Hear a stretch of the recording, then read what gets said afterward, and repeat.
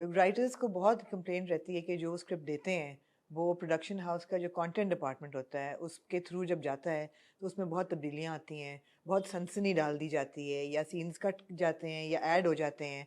आपके स्क्रिप्ट के साथ कुछ ऐसा हुआ? नहीं, मुझे ऐसी कोई शिकायत नहीं है, आपने क्योंकि कहा 90% वही हाँ, इस्तेमाल हुआ। क्योंकि मुझे शुरू से अथॉरिटी थी। आई थिंक जो होता है कि आप अगर जानते हैं चैनल के मालिकान को, प्रोडक्शन हाउस के मालिकान को, और आपके उनसे अच्छे ताल्लुकात हैं, तो इसका मेरा ख्याल है केस 9 को बहुत ज़्यादा फ़ायदा हुआ है जी। कि उन्होंने मुझे मुकम्मल अथॉरिटी दी कि जो भी चीज़ बदलेगी वो शाहज़ेब से बात करके बदलेगी। राइट। अगर डायरेक्टर और मैं जो थे, हम दोनों मुसलसल इंगेज होते थे, वजाहत और मैं, कि अगर कोई चीज़ बदलनी है, कोर्ट रूम के ऊपर सबका इत्तेफाक था कि कोर्ट रूम हम नहीं बदलेंगे, क्योंकि कोर्ट रूम बहुत सारे खुद रिसर्च करके लॉयर से बात करके लिखा था कि कोर्ट रूम हम ऐसे ही रखेंगे।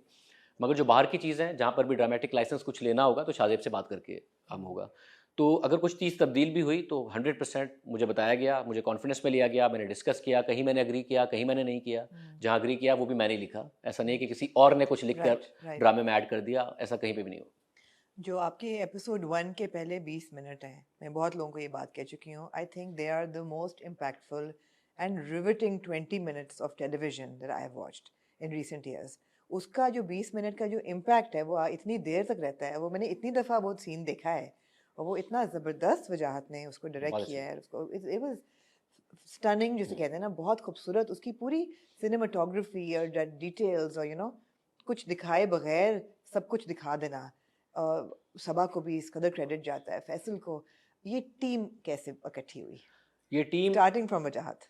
ये टीम ऐसे इकट्ठी हुई कि शुरू में असद साहब के साथ जब मैं स्क्रिप्ट पर मैंने काम करना शुरू किया, तो काफ़ी सारी चीज़ें थी। वो मैंने जब स्क्रिप्ट लिखा तो मैंने काफ़ी सारी चीज़ों के काफ़ी सारे ऑप्शंस लिखे थे। वाई मुझे ये नहीं पता था कि सारे राइटर्स ये करते होंगे, मगर हमें जब भी रात 10 बजे का शो डेवलप करते हैं तो हम एक शो डेवलप करते हैं और एक ऑल्टरनेट डेवलप करते हैं अच्छा, एवरी डे?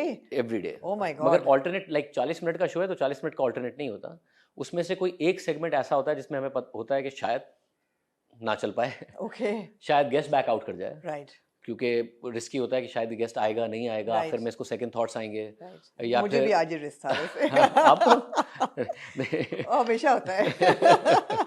और अगर वो गेस्ट आ भी गया तो जी। शायद इस टॉपिक के ऊपर the kind of environment we have शाम तक पता चले कि बात ही नहीं की जा सकती है। तो हम एक ऑल्टरनेट डेवलप करते हैं। तो बहुत सारी ऐसी चीज़ें थी जो मैं जब लिख रहा था, मुझे था कि शायद पाकिस्तान के मीडिया में, टीवी मीडियम में ये बात नहीं हो पाएगी, जैसे? ड्रामा मीडियम में। तो उसका मैं ऑल्टरनेट लिखता था। राइट। जैसे रोहित की बैक स्टोरी, राइट। उसका एक ऑल्टरनेट मैंने लिखा था जो कि मुझे लगता था थोड़ा सा क्लीशे है, यही होना चाहिए। 100 marks to production house and Jio कि उन्होंने एब्सोल्युटली। इसी को चूज़ किया। इसके साथ साथ आगे जाके जब ड्रामा आगे बढ़ता है, जो एसपी जुहैब हैं उनकी एक अलग ऑल्टरनेट स्टोरी थी। और मैंने लाइक ऑप्शन था कि आप ये चूज़ कर लें, जिसमें कामरान इज़ सो पावरफुल कि वो अपना इन्फ्लुएंस इस्तेमाल करता है, is connected to powerful people, political people. मगर वो अगेन क्लीशे था, होता रहे पाकिस्तान में ऐसा।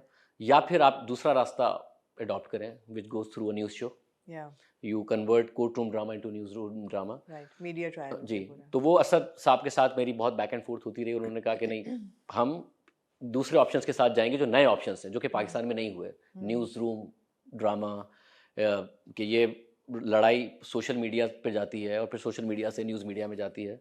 तो वो ऑप्शन उन्होंने चूज़ और ये किया। होता है, हम देखते हैं। तो इसमें स्क्रिप्ट में हर एपिसोड में तो नहीं, मगर बहुत सारी एपिसोड्स में जो आप एक सीन देख रहे हैं, मैंने उसके 3-4 ऑल्टरनेट लिखे थे, कहीं किसी राइट। किसी के कि यार ये ऑल्टरनेट भी आप चूज़ कर सकते हैं, ये भी कर सकते हैं। वो मेरा एक्सपीरियंस था मेरे शो से कि अगर आज ये नहीं हुआ तो हम ये कर लेंगे, अगर ये नहीं करने दिया गया तो ये कर लेंगे, गेस्ट बैक आउट कर गया तो ये कर लेंगे, इस स्टोरी को हम इस तरह ना कवर कर पाए तो इस तरह कर लेंगे, तो लैंग्वेज चेंज कर देंगे। तो राइट। वो एक्सपीरियंस था जिसकी वजह से। तो मैं और असद भाई हमने काफ़ी लंबा टाइम काम किया। उसके बाद मुख्तलिफ डायरेक्टर्स से मेरी मुलाकात कराई गई, जो कि अच्छे डायरेक्टर्स थे जिन्होंने बहुत ज़्यादा अच्छा इनपुट भी दिया। बट देन वजाहत से जब मेरी मुलाकात हुई तो मुझे लगा कि वजाहत बहुत अच्छे डायरेक्टर हैं, उन्हें चीज़ समझ में आ रही है, उन्हें पॉइंट ऑफ व्यू समझ में आ रहा है कि किस तरीके से इस प्रोजेक्ट को बनना मतलब चाहिए। वो बहुत स्ट्रॉन्ग डायरेक्टर हैं। उन कौन सी एक कोई चीज़ आपको लगी कि अच्छा this is the one? Okay, बहुत सारी चीज़ें हैं केस 9 में, जिसमें से चीटिंग भी है, जिसमें चीटिंग के साथ साथ ज़ाहिर है रेप की सेंसिटिविटी भी है कि आप जी। उसको किस तरीके से डील करते हैं।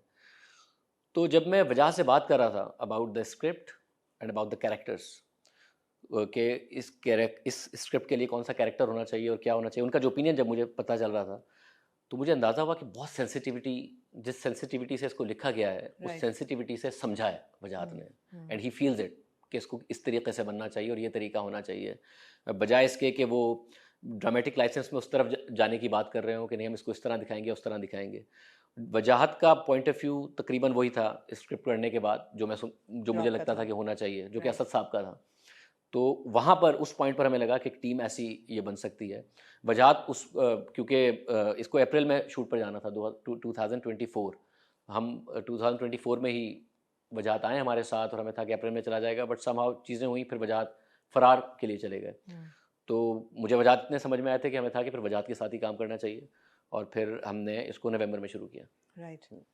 और फिर उसके बाद कास्ट कास्ट प्रोडक्शन हाउस वजाहत हम या फिर कहीं कहीं मेरा ओपिनियन, मगर ज़्यादातर मेरा नहीं ख्याल के था कि वजाहत और प्रोडक्शन हाउस ने ही डिसाइड अच्छा, किया आपका किसको नहीं होना था चाहिए। इसमें इनपुट, ज़्यादा नहीं था? नहीं, ज़्यादा नहीं था, मुझे बताया जाता था कि ये है, हम्म। और जितने भी एक्टर्स हैं, जब नाम अब फैसल कुरैशी का बताएंगे तो मैं कैसे ना कह सकता हूँ कि Faisal Qureshi is so amazing. Saba Qamar के लिए कोई भी कैसे ना कह सकता है Saba Qamar. Absolutely. I was so excited to know कि आमना शेख बिनिश का रोल करेंगी, क्योंकि बिल्कुल। लिखते हुए अगर मुझे कोई बहुत ज़्यादा फ़ख्र महसूस हो रहा होता था, जिसमें मुझे लगता था कि अगर मैं लॉयर होता तो मैं इस तरीके से बोलता, तो वो बिनिश का कैरेक्टर था बिनिश कि का। ये चीज़ें होनी चाहिए।